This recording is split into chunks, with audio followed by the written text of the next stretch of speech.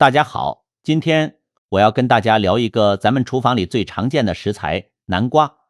你别小看这个圆滚滚的家伙，它的营养价值真的超乎很多人的想象。不过呢，南瓜虽好，有4类人群一定要注意，要少吃，甚至不能吃。后面我会详细跟大家说，一定要看到最后。那首先呢，我们先来聊聊南瓜究竟有哪些营养价值，它到底对我们身体有什么好处。那接下来聊第一个方面的作用，就是南瓜对保护心脏是有一定帮助的。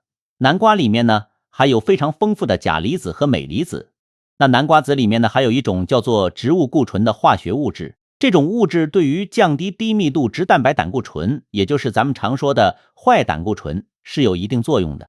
坏胆固醇低了，患心脏病的风险自然也就跟着降低了，两者是有一定相关性的。所以呢，建议大家每天可以抓一小把南瓜子来吃一吃。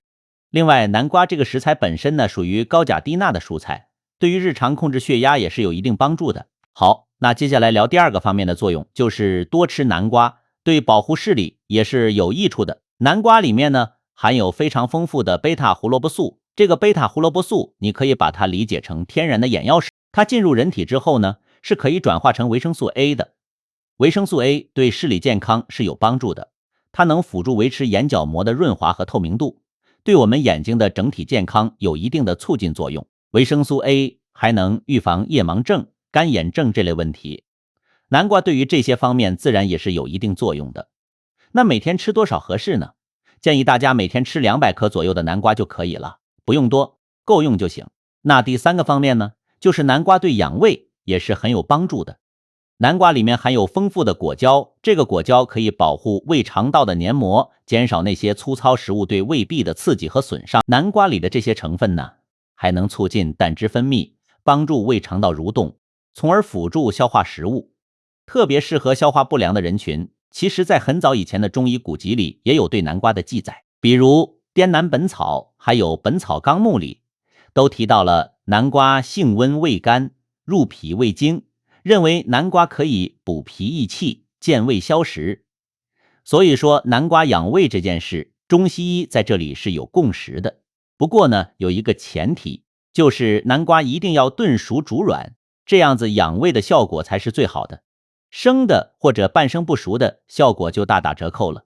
那么第4个方面呢，就是南瓜对控制体重是有一定帮助的。我们都知道，吃高热量的食物很容易长胖，但南瓜不一样。250克的南瓜里含有3克的膳食纤维，热量却只有50千卡膳食纤维，含量高，热量又低。这个组合对于想控制体重的人来说真的是很友好的。想减肥的人可以用南瓜来代替部分主食，这样既有饱腹感，热量又不高，能达到辅助减肥的效果。那第5个方面呢，就是南瓜对改善皮肤也是有一定作用的。有研究证实，南瓜当中的贝塔胡萝卜素是有一定美容功效的，它有助于抗衰老，也能减少皱纹的产生。所以爱美的朋友们，南瓜可以多吃一些，它是从里到外的帮你美容的。那第6个方面呢，就是南瓜对改善睡眠也是有一定功效的。南瓜籽里面含有血清素，血清素呢又有助于促进褪黑素的产生。褪黑素这个东西大家应该都听过，它是可以帮助我们入睡，提升睡眠质量的。另外呢，南瓜里面还含有丰富的维生素 B6， 而维生素 B6 一旦缺乏是容易导致失眠的。所以综合来看，南瓜对睡眠的改善还是有一定帮助的。睡不好的朋友可以适当多吃一些。那第7个方面呢，就是多吃南瓜对降低癌症发生率可能也会有一定的帮助。根据美国国家癌症研究所的研究发现，南瓜里面含有抗氧化剂、贝塔胡萝卜素，还有南瓜多糖这些物质，能帮助身体对抗自由基，对于降低癌症风险可能也会有一定的积极作用。当然，这不是说吃南瓜就能防癌，但作为日常饮食的一部分，多吃南瓜对身体是有好处的。好，聊完了这7大好处，接下来说重点了。南瓜虽然营养价值丰富，但是呢，也不是所有人都适合的。下面有4类人群，一定要少吃或者不吃，大家一定要对号入座。第1类人群就是对南瓜过敏的人。南瓜并不是常见的过敏源，但有一小部分人确实会对它过敏。吃了南瓜之后呢，可能出现皮肤瘙痒、头晕目眩，严重的还会恶心呕吐。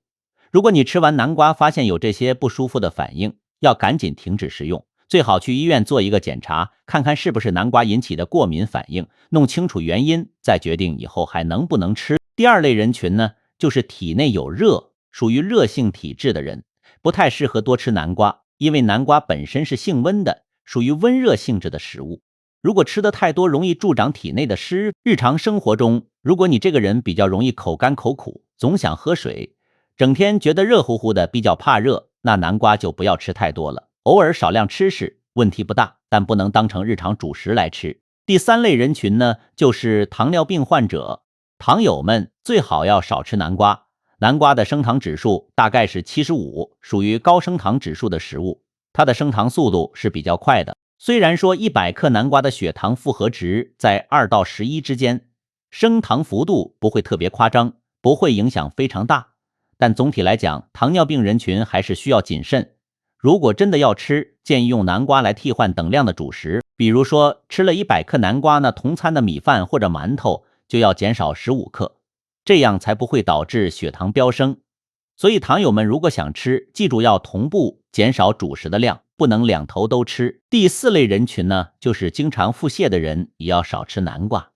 南瓜里面含有膳食纤维，对于便秘的人来说确实是有帮助的，能缓解便秘。但如果你本身就有腹泻的问题，经常拉肚子，那南瓜就不太适合你了。这类人群呢，建议还是少吃为妙。好的，那今天就跟大家聊到这里了。南瓜的7大好处和4类禁忌人群，大家都记住了吗？如果今天的视频对你有帮助，欢迎收藏、评论、转发给身边的朋友，让更多人知道这些小知识。关注我，我们下期再见。